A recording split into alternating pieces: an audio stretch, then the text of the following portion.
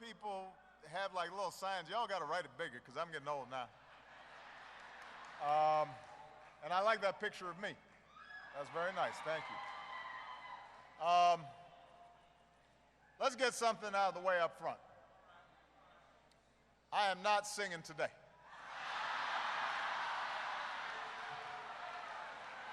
Not singing. Although I will say your board sang to me as I came in for the photograph. So I know there's some good voices in the auditorium. Let me also say what everybody knows but doesn't always want to say out loud. Y'all would rather have Michelle here. I understand. I don't blame you. But I will do my best to fill her shoes. And she sends everybody her love, and Malia and Sasha say hi as well. And I want to thank your chair, Rosalind Brock. I want to thank your president, Cornell Brooks. I want to thank your governor, Tom Wolf, who's doing outstanding work and was here. The mayor of Philadelphia, Michael Nutter, who's been a great friend and ally. Governor Dan Malloy of Connecticut, who's here today. And some outstanding members of Congress who are here. I want to just say thank you to all of you for your love, for your support, but most importantly for the work that you are doing in your communities all across the country every single day. It's not always received with a lot of fanfare. Sometimes it's lonely work, sometimes it's hard work, sometimes it's frustrating work. But it's necessary work. And it builds on a tradition of this organization that reshaped the nation. For 106 years, the NAACP has worked to close the gaps between the words of our founding, that we are all created equal, endowed by our Creator with certain unalienable rights. Those words trying to match those with the realities that we live each and every day. In your first century, this organization stood up to lynching and Jim Crow and segregation, helped to shepherd a Civil Rights Act and a Voting Rights Act. I would not be here, and so many others would not be here without the NAACP.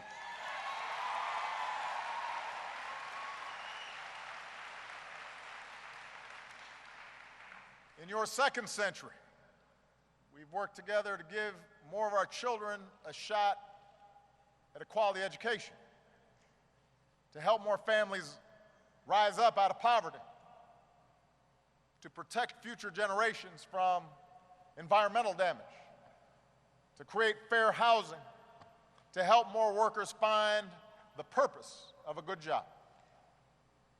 And together we've made real progress, including a My Brother's Keeper initiative to give more young people a fair shot in life,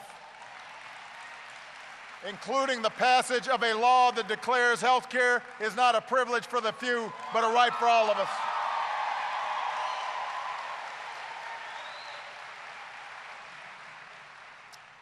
We made progress, but our work is not done. By just about every measure, the life chances for Black and Hispanic youth still lag far behind those of their white peers. Our kids, America's children, so often are isolated, without hope, less likely to graduate from high school, less likely to earn a college degree, less likely to be employed, less likely to have health insurance, less likely to own a home. And part of this is a legacy of hundreds of years of slavery and segregation and structural inequalities that compounded over generations. It did not happen by accident.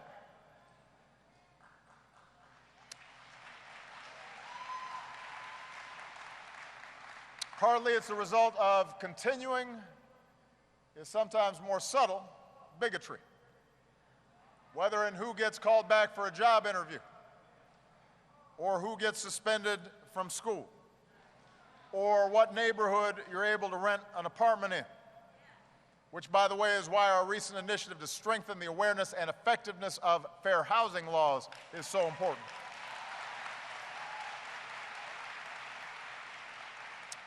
So we can't be satisfied, are not satisfied, until the opportunity gap is closed for everybody in America. Everybody. But today I want to focus on one aspect of American life that remains particularly skewed by race and by wealth, a source of inequity that has ripple effects on families and on communities and ultimately on our nation. And that is our criminal justice system.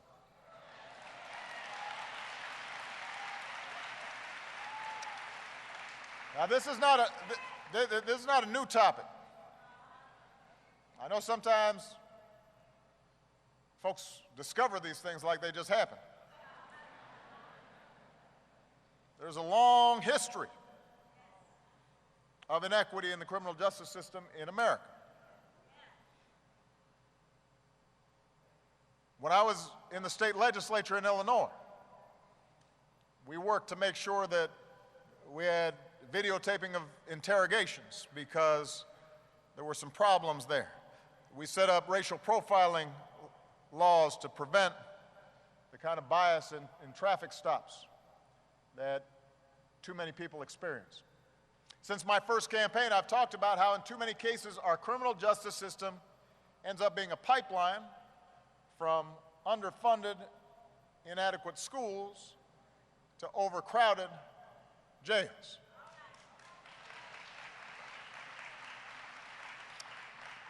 What has changed, though, is that in recent years, the eyes of more Americans have been opened to this truth, partly because of cameras, partly because of tragedy, partly because the statistics cannot be ignored. We can't close our eyes anymore. And the good news, and this is truly good news, is that good people of all political persuasions are starting to think we need to do something about this. So let's look at the statistics. The United States is home to 5% of the world's population, but 25% of the world's prisoners. Think about that. Our incarceration rate is 4 times higher than China's. We keep more people behind bars than the top 35 European countries combined. And it hasn't always been the case, this huge explosion in incarceration rates. In 1980, there were 500,000 people behind bars in America. 500,000 people in 1980. I was in college in 1980. Many of you were not born in 1980. That's okay. I remember 1980. 500,000. Today, there are 2.2 million. It has quadrupled since 1980.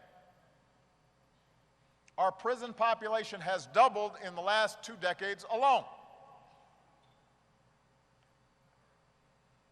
Now, we need to be honest. There are a lot of folks who belong in prison.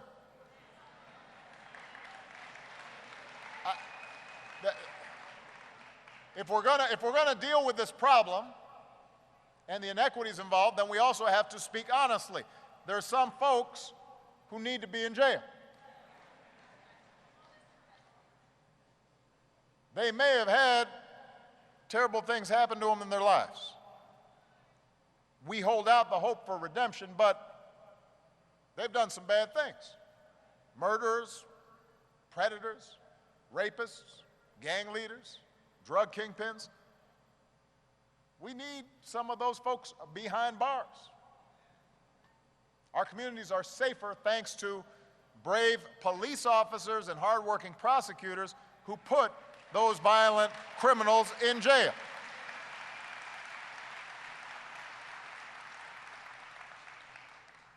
And the studies show that up to a certain point, tougher prosecutors and stiffer sentences for these violent offenders contributed to the decline in violent crime over the last few decades. Although the science also indicates that you get a point of diminishing returns. But it is important for us to recognize that violence in our communities is serious, and that historically, in fact, the African American community oftentimes was under-policed rather than over-policed.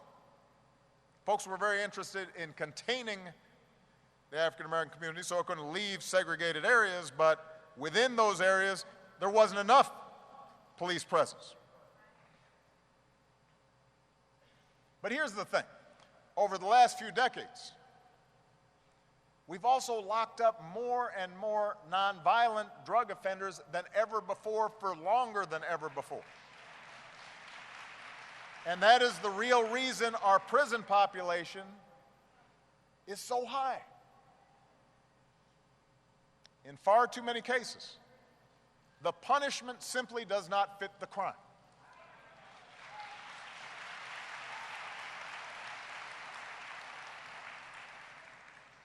If you're a low-level drug dealer or you violate your parole, you owe some debt to society. You have to be held accountable and make amends. But you don't owe 20 years. You don't owe a life sentence.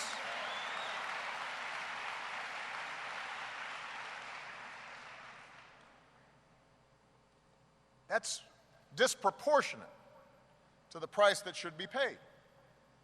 And by the way, the taxpayers are picking up the tab for that price.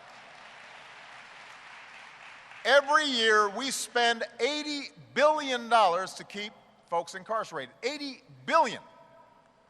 Now, just to put that in perspective, for $80 billion, we could have universal preschool for every 3-year-old and 4-year-old in America. That's what $80 billion buys. For $80 billion, we could double the salary of every high school teacher in America.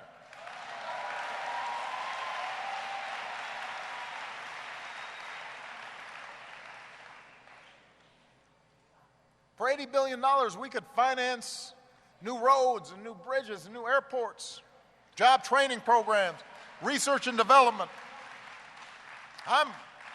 We're about to get into a big budget debate in Washington, what I couldn't do with $80 billion.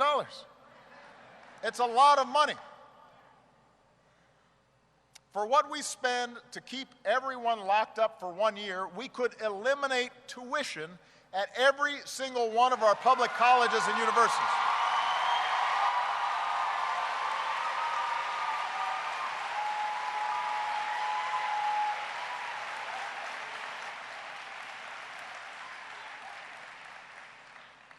As Republican Senator and presidential candidate Rand Paul has said. No, and to his credit, he's been consistent on this issue.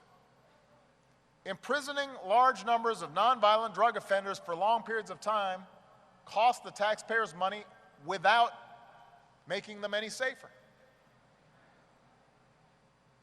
Roughly 1/3 of the Justice Department's budget now goes toward incarceration. 1/3.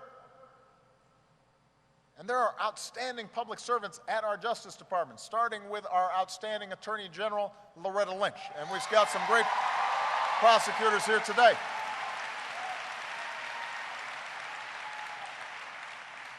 And they do outstanding work, so many of them. But every dollar they have to spend keeping nonviolent drug offenders in prison is a dollar they can't spend going after drug kingpins or tracking down terrorists, or hiring more police and giving them the resources that would allow them to do a more effective job community policing. And then, of course, there are the costs that can't be measured in dollars and cents. Because the statistics on who gets incarcerated show that by a wide margin, it disproportionately impacts communities of color. African Americans and Latinos make up 30% of our population. They make up 60% of our inmates. About 1 in every 35 African American men, 1 in every 88 Latino men is serving time right now. Among white men, that number is 1 in 214. The bottom line is that in too many places, black boys and black men, Latino boys and Latino men, experience being treated differently under the law.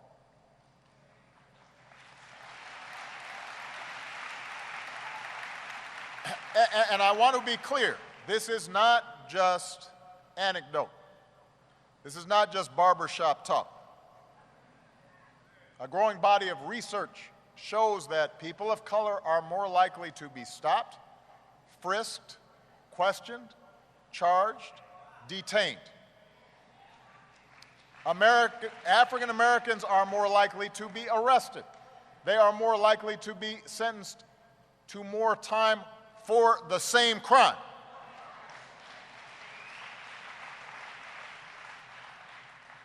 And one of the consequences of this is around 1 million fathers are behind bars. Around 1 in 9 African American kids has a parent in prison. What is that doing to our communities? What's that doing to those children? Our nation's being robbed of men and women who could be workers and taxpayers, could be more actively involved in their children's lives, could be role models, could be community leaders. And right now they're locked up for a nonviolent offense. So our criminal justice system isn't as smart as it should be. It's not keeping us as safe as it should be. It is not as fair as it should be.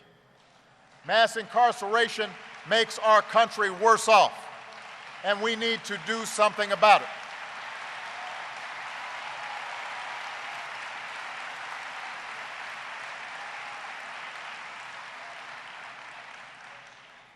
But here's the good news. Good news. Don't get me preaching now. I am feeling more hopeful today because even now, when let's face it, it seems like Republicans and Democrats cannot agree on anything. A lot of them agree on this. In fact, today back in Washington, Republican senators from Utah and Texas are joining Democratic senators from New Jersey and Rhode Island to talk about how Congress can pass meaningful criminal justice reform this year. That's good news. That is good news. Good news. That doesn't happen very often. And it's not just senators. This is a cause that's bringing people in both the houses of Congress together. It's created some unlikely bedfellows. You've got Van Jones and Newt Gingrich. You've got Americans for Tax Reform and the ACLU. You've got the NAACP and the Koch brothers.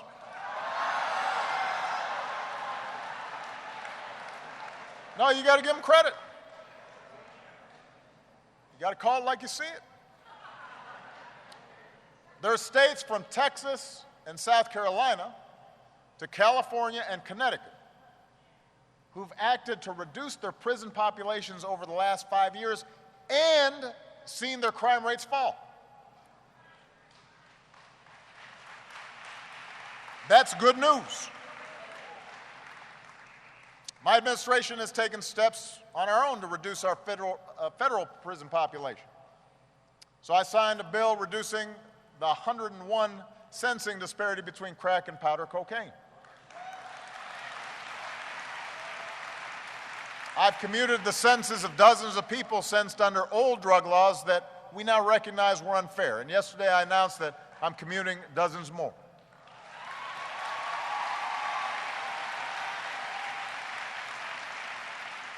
Under the leadership of Attorney General Eric Holder, now continued by Loretta Lynch, federal prosecutors got what he called smart on crime, which is refocusing efforts on the worst offenders, pursuing mandatory minimum sentences 20% less often than they did the year before. The idea is you don't always have to charge the max. To be a good prosecutor, you need to be proportionate. And it turns out that we're solving just as many cases, and there are just as many plea bargains, and it's working. It's just that we've eliminated some of the excess. And recently, something extraordinary happened. For the first time in 40 years, America's crime rate and incarceration rate both went down at the same time. That happened last year.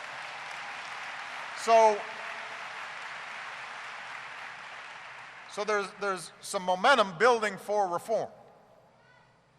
There's evidence mounting for why we need reform.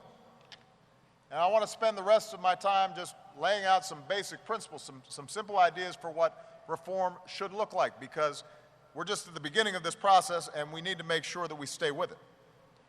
And I'm going to focus on what happens in three places: in the community, in the courtroom, and in the cell block. So I want to begin with the community because I believe crime is like any other epidemic. The best time to stop it is before it starts. And I'm going to go ahead and say what I've said 100 times before or 1,000 times before, and what you've heard me say before. If we make investments early in our children,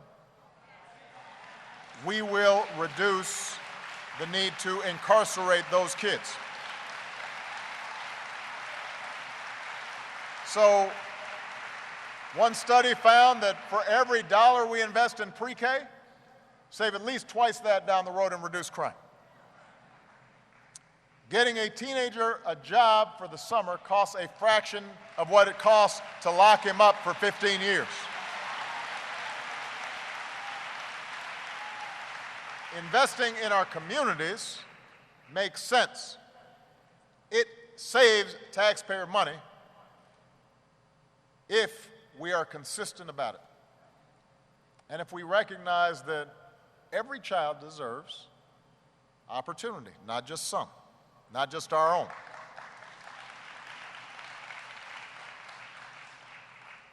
What doesn't make sense is treating entire neighborhoods as little more than danger zones, where we just surround them. We ask police to go in there and do the tough job of trying to contain the hopelessness when we are not willing to make the investments to help lift those communities out of hopelessness. That's not just a police problem, that's a societal problem.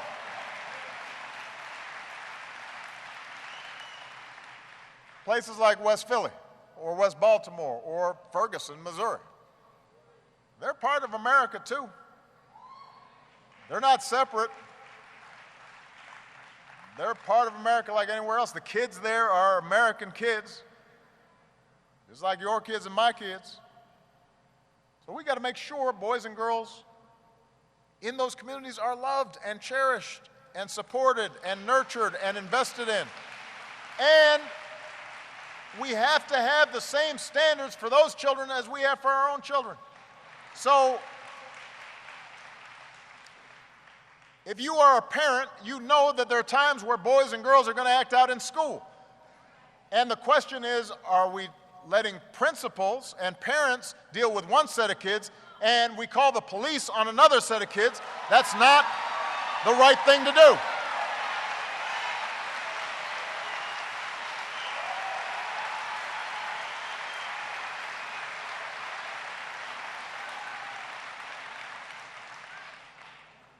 We've got to make sure our juvenile justice system remembers that kids are different. Don't just tag them as future criminals. Reach out to them as future citizens.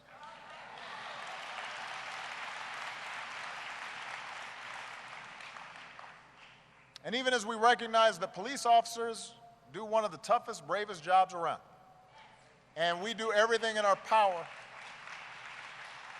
and as we do everything in our power to keep those police officers safe on the job, I've talked about this. We have to restore trust between our police and some of the communities where they serve. And a good place to start is making sure communities around the country adopt the recommendations from the task force I set up that included law enforcement, but also included young people from New York and from Ferguson. And they were able to arrive at a consensus around things like better training, better data collection, to make sure that policing is more effective and more accountable, but is also more unbiased. So these are steps in the community that will lead to fewer folks being arrested in the first place. Now, they won't eliminate crime entirely. There's going to be crime. And that's why the second place we need to change is in the courtroom. For nonviolent drug crimes, we need to lower long mandatory minimum sentences or get rid of them entirely. Give judges some discretion around nonviolent crimes so that potentially we can steer a young person who's made a mistake in a better direction. We should pass a sentencing reform bill through Congress this year.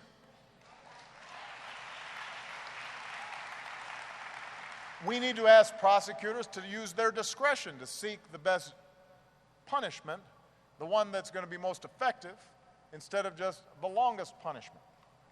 We should invest in alternatives to prison, like drug courts and treatment and probation programs, which ultimately can save taxpayers thousands of dollars per defendant each year.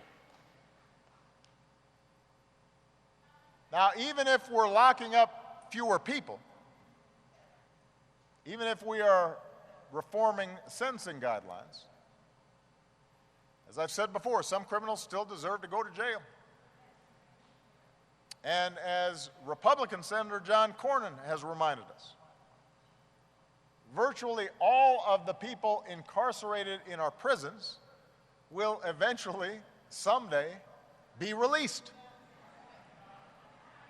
And that's why the third place we need reform is in the cell block. So on Thursday, I will be the first sitting president to visit a federal prison.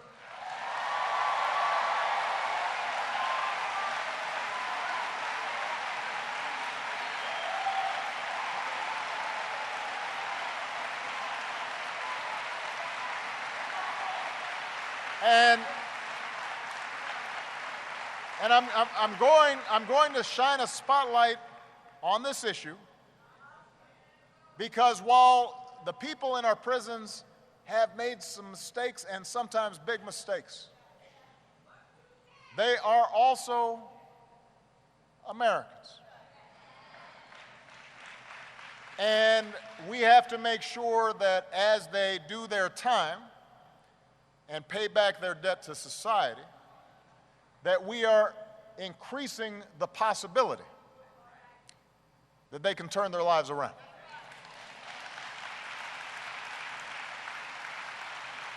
That doesn't mean that we will turn everybody's life around. That doesn't mean there aren't some hard cases. But it does mean that we want to be in a position in which, if somebody in the midst of imprisonment recognizes the error of their ways, is in the process of reflecting about where they've been and where they should be going, we've got to make sure that they're in a position to make the turn. And that's why we should not tolerate conditions in prison that have no place in any civilized country. We should not be tolerating overcrowding in prison. We should not be tolerating gang activity in prison. We should not be tolerating rape in prison, and we shouldn't be making jokes about it in our popular culture. That's no joke. These things are unacceptable.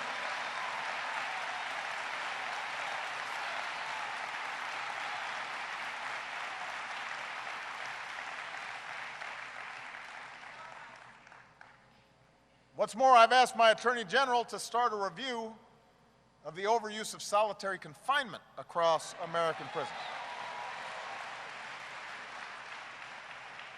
The social science shows that an environment like that is often more likely to make inmates more alienated, more hostile, potentially more violent. Do we really think it makes sense to lock so many people alone in tiny cells for 23 hours a day for months, sometimes for years at a time? That is not going to make us safer. That's not going to make us stronger. And if those individuals are ultimately released, how are they ever going to adapt? It's not smart. Our prisons should be a place where we can train people for skills that can help them find a job, not train them to become more hardened criminals. And I don't want to pretend like this is all easy.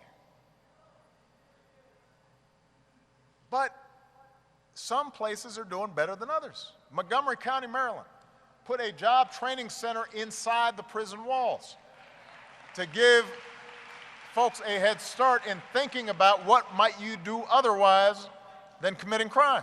That's a good idea. Here's another good idea, one with bipartisan support in Congress. Let's reward prisoners with reduced sentences if they complete programs that make them less likely to commit a repeat offense.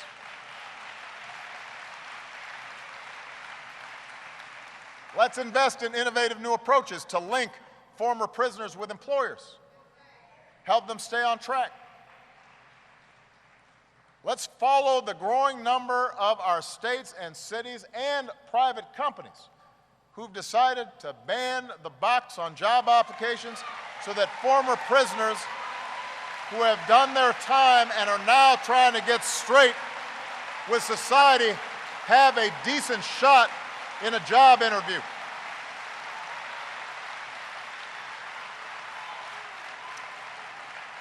And if folks have served their time and they've re-entered society, they should be able to vote.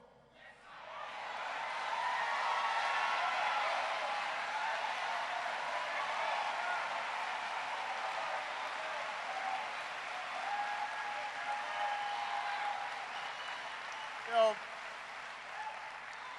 communities that give our young people every shot at success, courts that are tough but fair, prisons that recognize eventually the majority will be released, and so seek to prepare these returning citizens to grab that second chance. That's where we need to build. But I want to add this. We can't ask our police or our prosecutors or our prison guards or our judges to bear the entire burden of containing and controlling problems that the rest of us are not facing up to and willing to do something about. So yes, we have to stand up to those who are determined to slash investments in our communities at any cost, cutting preschool programs, cutting job training programs, cutting affordable housing programs, cutting community policing programs. That's short-sighted. Those investments make this country strong. We've got to invest in opportunity more than ever. An African-American man born roughly 25 years ago has just a 1 in 2 chance of being employed today. More than 1 in 3 African-American children are growing up in poverty. When America's unemployment rate was 9.5%, when I first came into office, as it was going up, we properly recognized this is a crisis. Right now, the unemployment rate among African Americans is 9.5%. What should we call that? It is a crisis, and we have to be just as concerned about continuing to lift up job opportunities for these young people.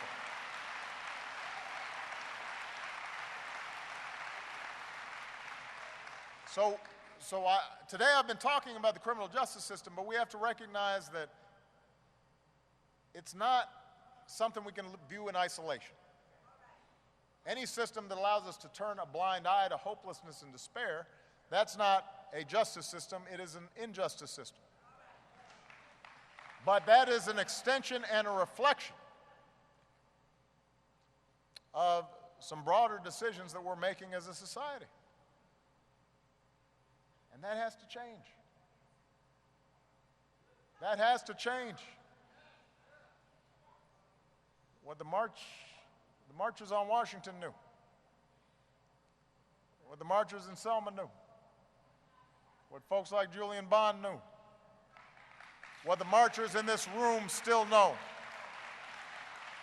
is that justice is not only the absence of oppression, it is the presence of opportunity. Justice is giving every child a shot at a great education, no matter what zip code they're born into. Justice is giving everyone willing to work hard the chance at a good job with good wages, no matter what their name is, what their skin color is, where they live. 50 years after the Voting Rights Act, justice is protecting that right for every American. Justice is living up to the common creed that says, I am my brother's keeper and my sister's keeper. Justice is making sure every young person knows they are special and they are important and that their lives matter, not because they heard it in a hashtag, but because of the love they feel every single day. Not just love from their parents, not just love from their neighborhood, but love from police, love from politicians, love from somebody who lives on the other side of the country but says that young person is still important to me.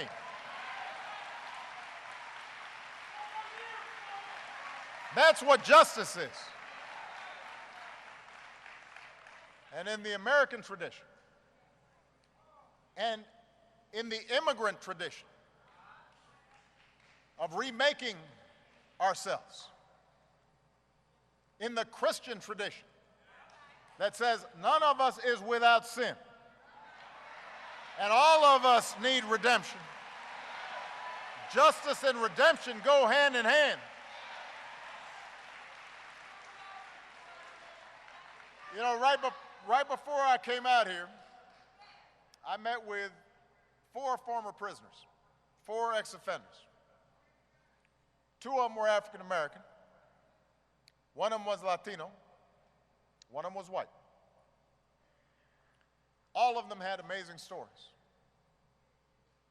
1 of them dropped out of school when he was a young kid. Now he's making film about his experience in the prison system. 1 of them served 10 years in prison, then got a job at Five Guys, which is a tasty burger. And they gave him an opportunity, and he rose up and became a general manager there, and now is doing anti-violence work here in the community.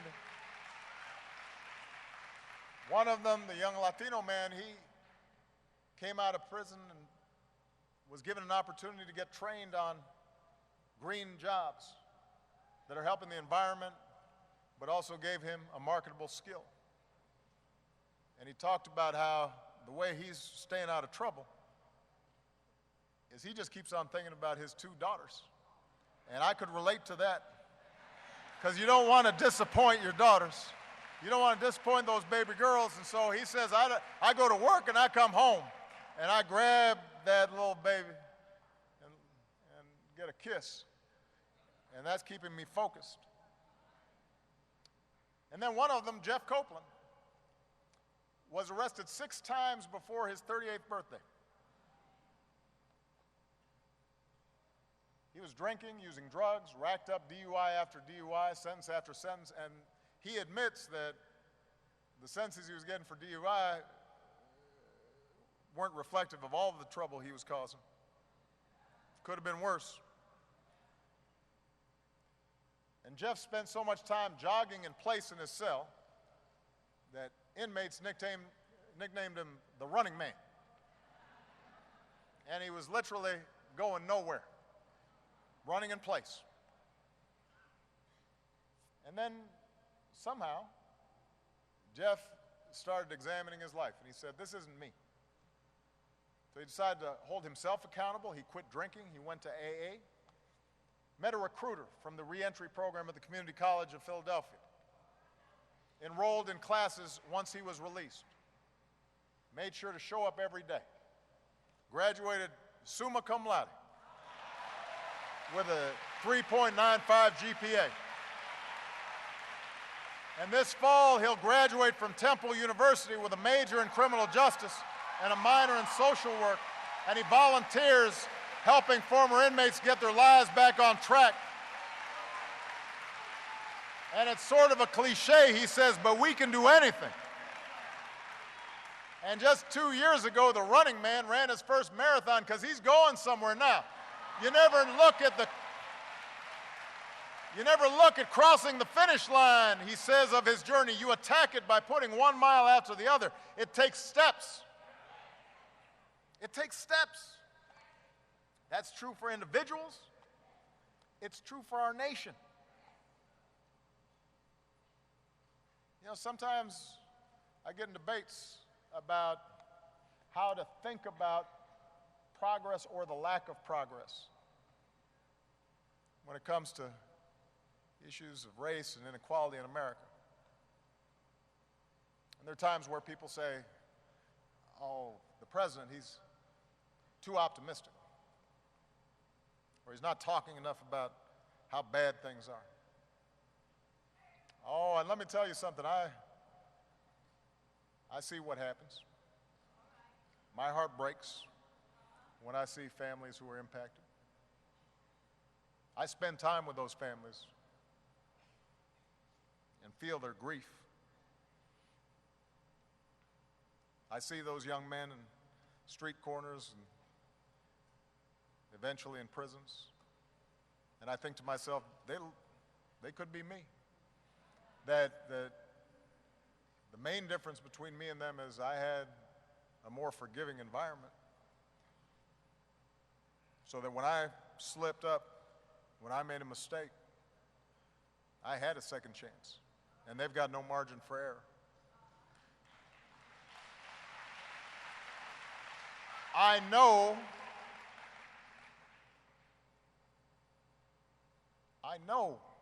how hard things are for a lot of folks. But I also know that it takes steps, and if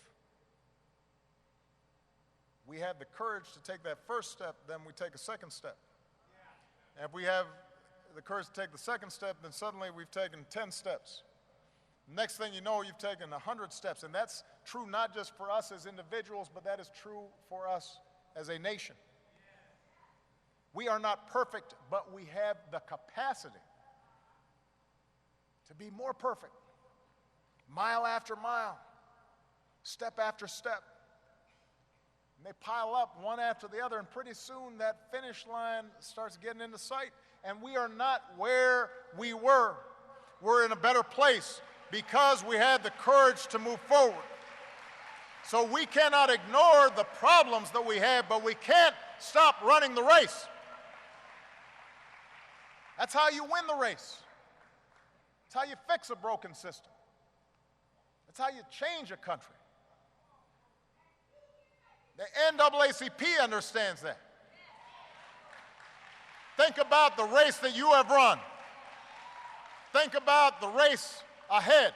If we keep taking steps toward a more perfect union and close the gaps between who we are and who we want to be, America will move forward. There's nothing we can't do. Thank you. God bless you. God bless the United States of America.